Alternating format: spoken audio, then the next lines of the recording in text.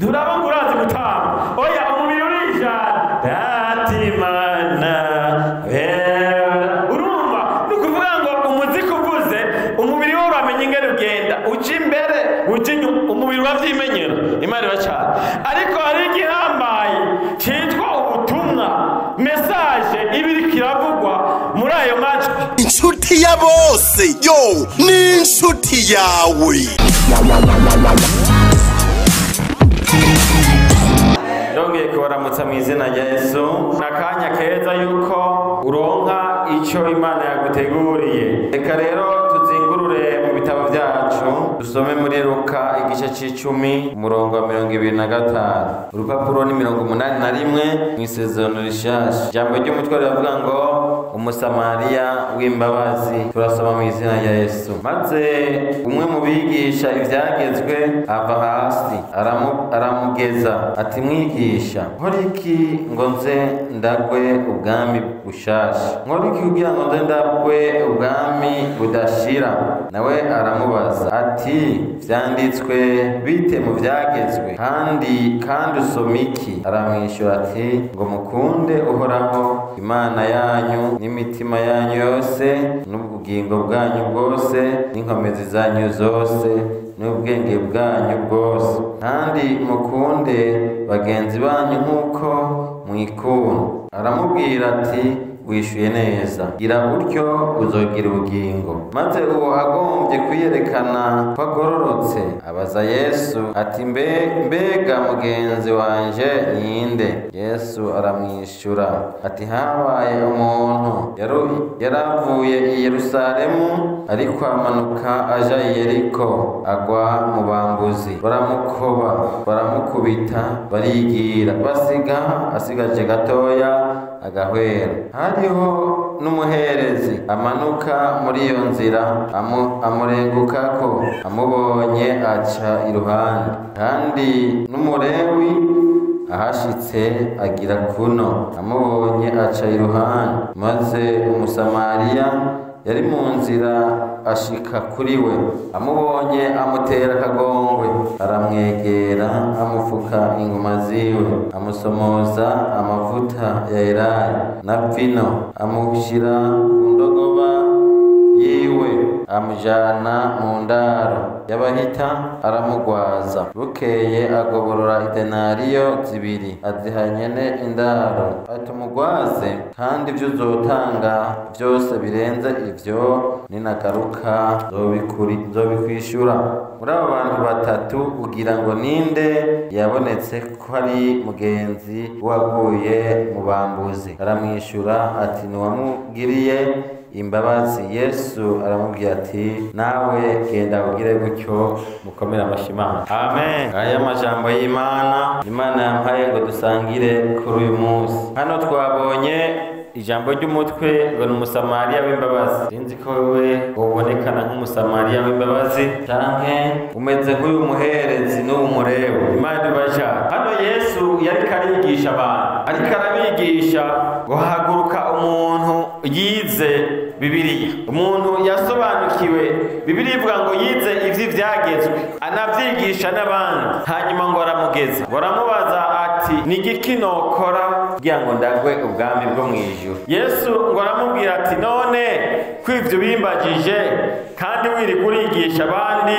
wirigura uraganira n'abandi, wirigura uravyereka abandi, nawe uri mu bavyigisha, ati wewe usoma iki mu vyanditswe? Bisobanura yuko ivyo dukora si uko tutaba tuzi ivyo dukora, ahubwo turiyorobeka tukigira indyarya imbere y'abatubona. Yesu aramubaza ati vy'ukuri wewe kumbajije ico kibazo gukora iki? Wewe mu vyo wize, mu vyo wigisha abandi usomamwo iki? Baramubwira ati mu vyanditswe haranditswe ngo ukunda uhoraho n'umutima wawe wose n'ubwenge bwawe bwose n'ubugingo bwawe bwose, ngo mbere ukunde na mugenzi wawe nk'uko wikunda. Yesu ngo aramwitegereza ngo aca aramubwira ati genda rero ugire gutyo. Ariko uwo muntu aho kujya kubwira uko Yesu amubwiye aca arahindura amubaza ikindi kibazo, ngo aca aramubaza ati none mugenzi wanje ninde? Kubera muri kino gihe abantu benshi ntibagira abagenzi. Iyo tuvuze umugenzi tuba twamaze kuva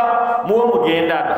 Umugenzi ni wo mwafunditse, kubera kera imbere ko dukundana tukiri abana twabanza gufundika. Ngo dufundike ni ukuvuga ngo twunge ubucuti, tugafata intoki z'ubuherezi tugafatanya, tukajya tuguti rero harera ryari isezerano icyo umubyeyi wawe azoguha uzompako.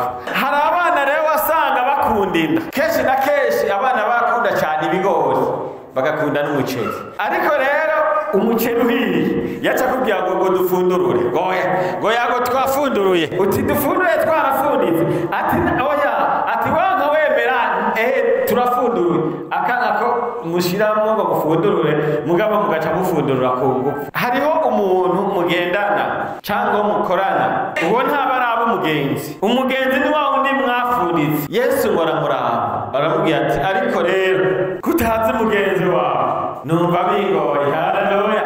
Kubera n'uwo bari bicarana, n'uwo bari bigiye hamwe ibyagezwe, n'uwo bafatikanye ibikorwa by'Imana, ntiyarazi ko ari umugenzi wiwe. Birababaje cyane kubona umuntu ari mu bantu atamenya umugenzi n'umwe afise, atagira inshuti kandi ari mu bantu, atagira inshuti kandi ari mu nshuti ya bose. Ufise abagenzi bangahe we?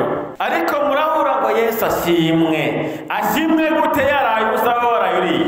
Ngo mugahura ngo Yesu ashimwe yagutura umutwaro ko yaburaye, ugaca utangwa kumubwira amagorwa ya Yobu, ukamwibutsa Mefibosheti ingene yari ameze Lodebari, ariko kugira ngo ukore mu nkoko umugaburire bikagorana. Hariho nasomye mu gitondo ngo twagezwe gukunda n'abasi bacu. Itegeko dufise abantu bizera Imana ni gukunda, apana gukunda inshuti, oya, gukunda abasi bacu, kubera inshuti nzozo bari basangwa ari inshuti nyene. Dutegekwa gukunda abasi bacu. Rero Yesu mu kumwishyura ngo acamucira umugani, baramubwira ati habaye umuntu yari mu rugendo ava i Yerusalemu aje Yeriko. Ku mahirwe mabi ngo ahura n'abambuzi, ngo baramukubita, baramukoba, baramwambura, ngo bamumerera nabi, ngo basigasigaje gatoyi ngo acikane. Ngo ariko aratembagara mu maraso agira acikane, umuherezi ngo arahaca, amuhumutse ko ngo arahagarara, ngo aramwitegereza, aramuraba ajyanye mu maraso ariko arasambagirika, ngo amwitegereje, wacaca impande arigihira. Ibyo biramuraba, reka nigire kuvuga ubutumwa, reka nigire kuvuga ijambo ry'Imana, ntahava acereza mu bikorwa by'Imana. Umuntu umwe niwe yigeze kubaza umukozi w'Imana, abaza umwigisha wiwe, amubaza ati nyakubahwa mwigisha, bariko bariga ibijyanye n'ikigira cumi n'ingene umuntu akwiye gutagira cumi.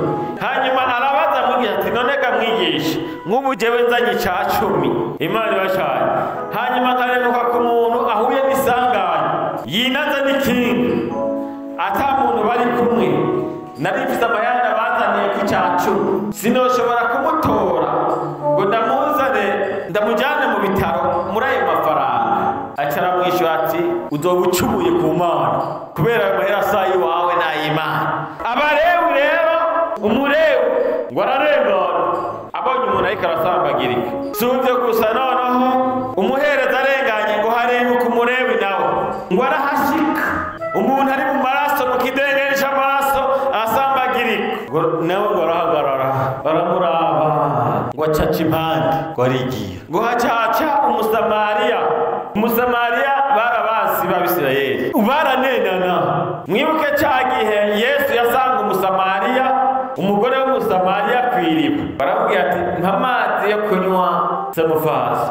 Bacaramubwira ni hehe twigeze dusangira nawe, no guhera kuri iyi sahani yanje nkongera nkasanga yinyweraho, kuko ngo baranenana. Ngo ahageze umusamariya badasangiye ubwoko, badasangiye n'igihugu, uravyumva, badasangiye n'idini, kubera ndabiza abakitwa benshi baramutse aho basenga hamwe. Usanga umwe wese akundana n'uwo bari kumwe mu mugwi, usanga mwarimu na mwarimu baragenderanira ku nzego, niko rukundo ruhari muri kino gihe. Noneho rero nk'umusamari arahagera, aritegereza, asanga umuntu yononekaye, yamerewe nabi. Wewe rero ngo kubera umutima w'imbabazi yari afise muri we, ntiyasubiye kwibuka yuko banenana, ntiyasubiye kwibuka urwango babanka, kuko ngo barankana biteye ubwoba, ntiyasubiye kwibuka uburyo sivyo badahana n'abageni ngo arunama mumumpera amashi Musamariya w'imbabazi ngo aca yururuka indogoba yiwe kubera nizo modoka zari zihari kandi indogoba yari ifite ikibanza kimwe gusa urumva ngo aca aramuterura ngo amushyira ku ndogoba yiwe agenda aramusunika agenda amuhebera ikibanza ngo aramujana kugeza ngo amushikanye imbere yo kumujana ngo yabanje gukora mu isaho yiwe ngo akurayo agacupa yari yitekereye akaji uravyumva Bibiliya yavuze ngo inzoga haleluya ngo iyo nzoga niyo yabanje kumwogesha ibikomere vyiwe ngo amavuta yari yitekereye y'impamba ngo aca arayamusomoza arayamuvuza badasangiye ubwoko badasangiye igihugu badasangiye n'idini mugabo abo bisangiye idini abamusengesha abo basengana barengana ngo aca rero aramushira ku ndogoba ngo aramujana ngo amushikana mu nzu ngo aramurihira ibitaro umaze kurihira bangahe wewe ubu rero ko ukomeye uribaza yuko atabantu bari hariya mu bitaro bamaze nk'imyaka 3 baboheweyo iryo ni ijambo ry'Imana ngo amurihira ibitaro atamuzi ataramubona atari bwamubone ariko abo bisengana abo baririmbana abo bavugana ubutumwa bamuciye impande bararengana uno munsi turagomba gusenga Imana mugabo Imana dusenga ni Imana y'impemu ni Imana izi byose ni Imana ibona mu mitima y'abantu ni Imana idakangwa n'uburyarya bw'abantu kubera irabazi mu mitima ewe Mana wewe uranzi uko ndi kose wewe urakuzi haleluya uvuze umuziki cyangwa ureke Imana irakuzi irazi ko umuziki kuravuza uvuza uri Umusamariya w'imbabazi cyangwa uri ndyarya kuko uwo muntu hari yari umuririmbyi bariya barebe twabwiwe n'abaririmbyi n'abasenzi ariko bamuciye impande bararengana umaze guca impande bangahe wewe umaze kwirengagiza bangahe umaze gutabara bangahe kuri Umusamariya w'imbabazi iyo tugeze mu rusengero baratera umuziki tukadihi tugiye gusenga Imana reka ndakubwire buriya mu muziki harimo ibintu bitatu amajwi n'ay'amatwi iyo amajwi ariko aravuga amatwi ategerezwa kumva yo bari meza yo bari mabi hanyuma rero umudiho nawo n'umubiri iyo bakubise umuziki nturaba ngo urazi gutamba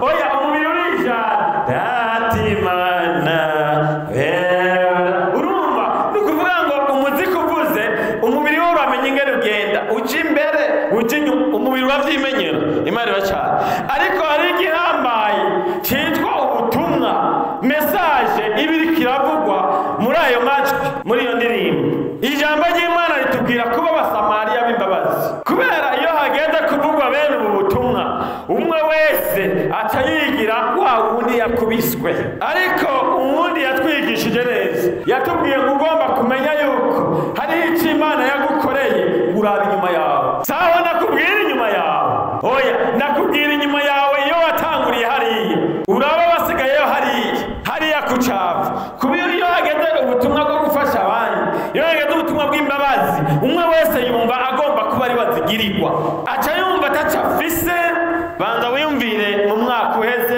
wari ufise ibitenge bingahe wewe wiyumvire babandi hari inyuma yawe kuko n'ubuza buruta wewe bariya barakeneye ko babera Umusamariya w'imbabazi nico gituma isi yose yuzuye umuvumo kino gihe kubera imbabazi zaraheze mu bantu urukundo rwaraheze mu bantu Imana nayo nikorana n'abantu batagira urukundo Imana nikorana n'abantu batagira imbabazi kuko nayo ni nyembabazi haleluya kuko iyo wifuza gufasha abandi Imana iraza ikakugira umugende wo kuja gufasha bariya bantu bisobanura ngo wewe ucuba umwambasade w'Imana ni ukuvuga ngo iyo Imana ikeneye gufasha abantu iraza ikabicisha muri wewe haleluya ikabicisha muri wewe kugira ngo uze gufasha abantu muri ico gihe wewe banza gufashwa ariko kubera tutagira umutima w'imbabazi tutagira umutima w'impuhwe Imana nayo data ikabituzi haleluya ni ukuvuga ngo iramenya ngo naho nobimuha ntazobifashisha abandi hanyuma ikabikatisha ikabicisha ku ruhande kubera Imana ntiraba umubiri, iraba umutima. Kugira ngo iguhe umugisha ibanza kuraba umutima wawe. Yabona umutima wawe ko urimo impuhwe, bisobanura ko ntiyabiguha uzobihakwa abandi, ikagomorora umugisha wawe. Haleluya! Nimwe mwibujije umugisha.